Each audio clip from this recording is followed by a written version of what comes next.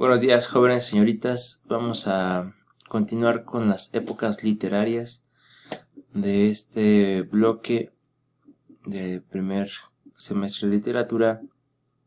Esta mañana, en la segunda hora de esta semana, trabajamos con lo que corresponde a el neoclásico, ¿sí? El siglo XVIII, también conocido como el siglo de las luces. Un siglo pues que se considera de grandes avances en cuestiones intelectuales, académicas, y después vamos a revisar ya la época contemporánea de la literatura. Sí, en ese caso hay que tener presente otra vez que el mundo se divide en dos grandes secciones, Oriente y Occidente. ¿Sí? Nosotros como herederos de la cultura griega romana que avanza así hacia América, pues somos parte de este sector occidental, y pues tenemos una visión muy distinta de lo que es Oriente. Pues vamos a poner atención a los videos y seguimos con las actividades. Gracias. Se le llama siglo de las luces al siglo XVIII porque fue una época en la que se le dio importancia a la educación y al conocimiento, porque la ciencia y la razón eran las verdades motoras del progreso. Después de la exagerada ornamentación y pesimismo del barroco en el siglo XVIII se origina el neoclasicismo, movimiento en el que prima la razón como eje fundamental del pensamiento de Occidente y que funda sus bases en el pensamiento clásico. Los neoclásicos tienen también especial interés en la ciencia y el conocimiento. El neoclasicismo tiene como principios las ideas de la Ilustración. Este movimiento surge en Francia con la influencia de Descartes y John Locke. Sostenía que se debía combatir la ignorancia con las nuevas ideas y la difusión del conocimiento.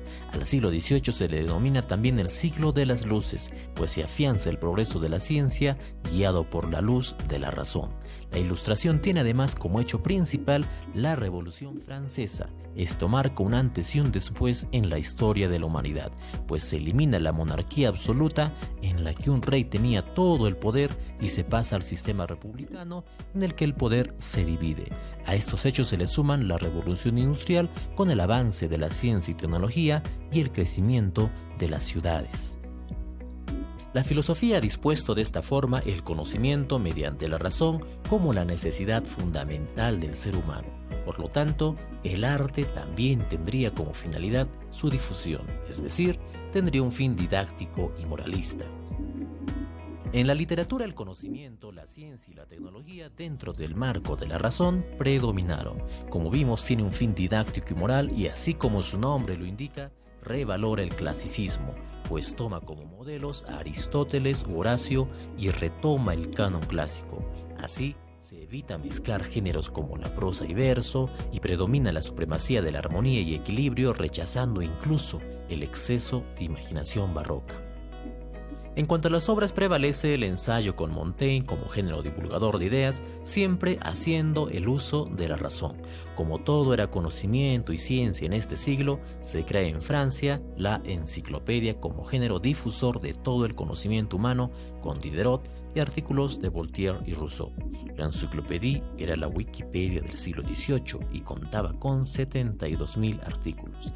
Se desarrolló también la fábula, pues tiene un fin moralista, una enseñanza que se expresa a través de su moraleja final. Destacan en este género los españoles Iriarte y Samaniego y el francés Fontaine. Como hemos podido ver, el neoclasicismo fue una época en la que el ser humano se interesa por la razón y el conocimiento. El mundo avanza y se hace uso de esta razón para explicarlo. La literatura se encamina en este objetivo, pero como nada dura para siempre, esta direccionalidad marcada parece restringir a muchos artistas que se encuentran limitados. Así nace una siguiente etapa denominada romanticismo.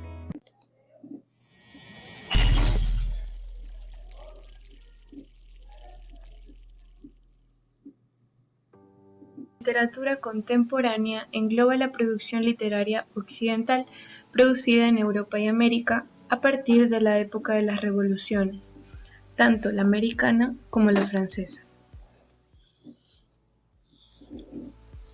Al igual que el arte moderno, este tipo de literatura se conoce así no solamente por haber sido escrita a partir del siglo XIX, sino por romper drásticamente con todo lo anterior. La literatura contemporánea ha vivido varios movimientos o estilos literarios bien definidos. El primero fue el romanticismo, un movimiento no solo literario, sino también cultural y político, donde se dejó de lado la razón y lo primordial eran los sentimientos. Walter Scott, Lord Byron, Mary Shelley y José Zorrilla son algunos de los más importantes en esta etapa. La siguiente etapa del movimiento literario se conoció como postromanticismo, aunque básicamente es un concepto artificial que designa el parnasianismo, el simbolismo y el decandetismo, tres evoluciones diferentes del anterior tronco romántico del que hablamos. Luego llega el realismo o naturalismo. Este se libró del sentimentalismo, la fantasía y la anarquía formal. Nació con él la novela social, reflejando la nueva sociedad de clases. Y la novela psicológica, preocupada por los temperamentos y motivaciones personales.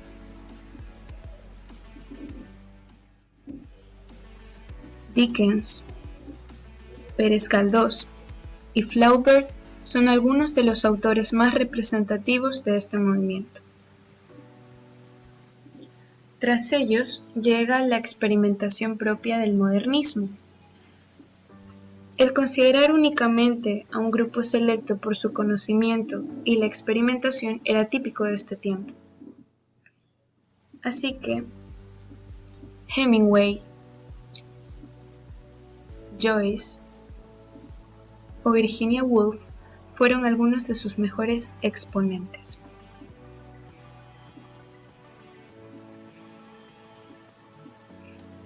El modernismo se conoce como el inicio de las vanguardias, con el futurismo,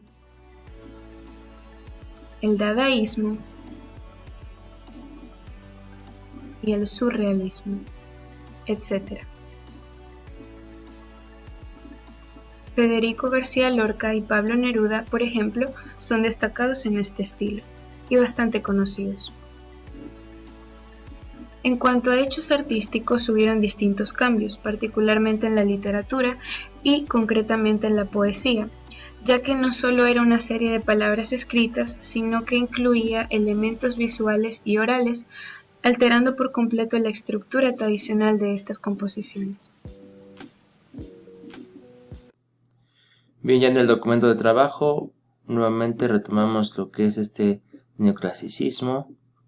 En la página 85 pueden revisar otra vez el tema sobre el arte, algunas características, hasta llegar a la actividad que corresponde, que es esta. Utilice la información anterior para relacionar las columnas que tenemos aquí. Esta es otra vez la página 87 y así avanzamos con el segundo punto, que es la época contemporánea, que igual tenemos el romanticismo, algunas características y la actividad en la página 89-90. Entonces aquí se extrae investigar de cada uno de estos autores del romanticismo, anotando datos sobresalientes de ellos, lugar y fecha de nacimiento, actividades realizadas, obras importantes. No olviden anotar referencias bibliográficas de donde localizaron la información. Entonces aquí está Víctor Hugo, Charles Dickens, Gustavo Adolfo Bécquer, Edgar Allan Poe. Y hasta aquí en la página 90 pues terminamos las actividades de hoy. Entonces es página 87 y 90 las actividades. Seguimos en contacto, muchas gracias.